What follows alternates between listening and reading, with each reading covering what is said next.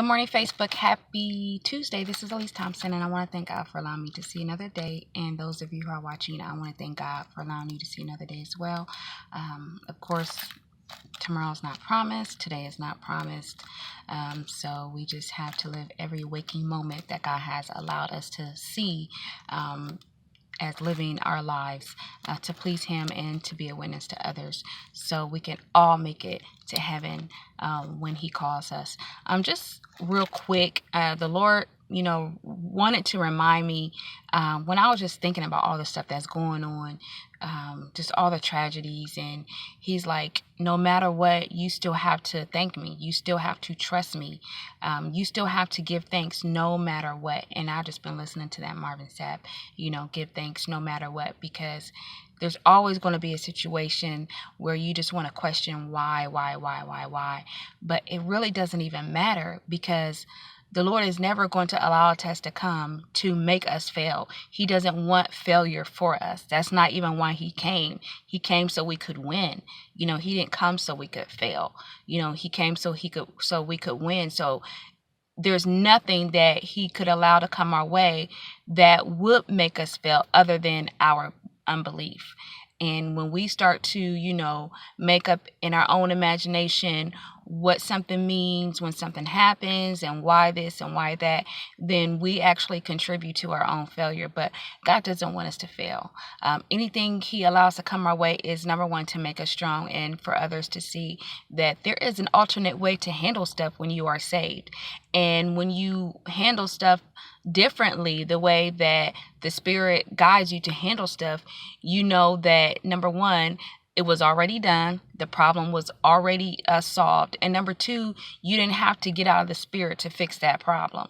That means that God can use you, to be a witness to somebody else who does not have God, to say, hey, I don't have to react like this. I can be like that person and react like that person, and everything still be just fine. Because how many of us have felt some type of way about somebody or something, and then we gone off on somebody or felt some type of way about somebody, and then when the dust settles, we feel a little bit bad that, we kind of did it and overreacted, and now we got to go back and apologize and try to save face. But that's like, one step forward, moving 3 steps back, when you do that.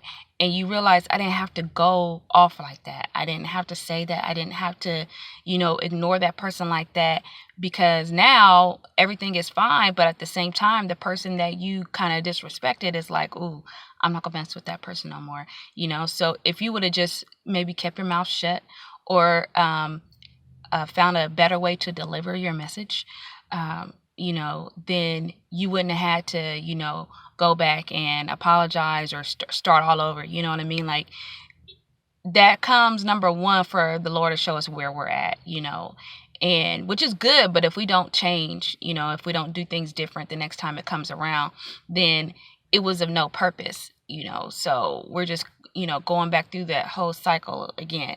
And then we start blaming other people and everything, but it's not other people's problems. It's the way that we perceive the situation when it comes to us, and we forget who we belong to, and we forget who allowed it. And God knows. It's just not like a saying, a cliche. Oh, God knows. Like, He really knows. He knows, and He knows that with Him, you can bear it, you can endure it, you can go through it with His help. So, thank Him for everything that happens. He does not want us to fail. That is not His goal. So don't complain.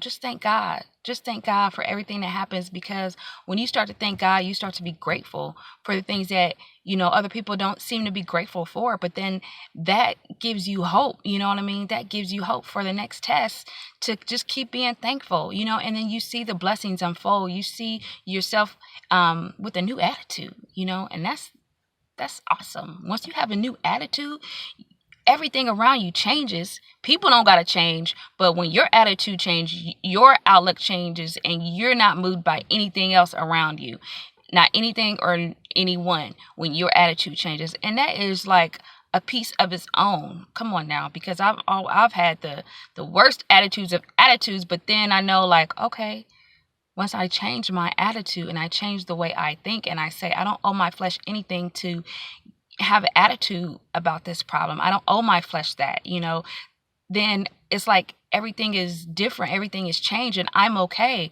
So I don't care what goes on. You know what I mean? I'm at peace. And that's a big thing that people struggle for. They get medication for because they just don't have that peace. So they just want to, just be numb and just, people die to have peace because they don't have it because it's all up here. All this mess going on up here in this imagination. So that's what's really causing people to just flip out, So God came to bring peace.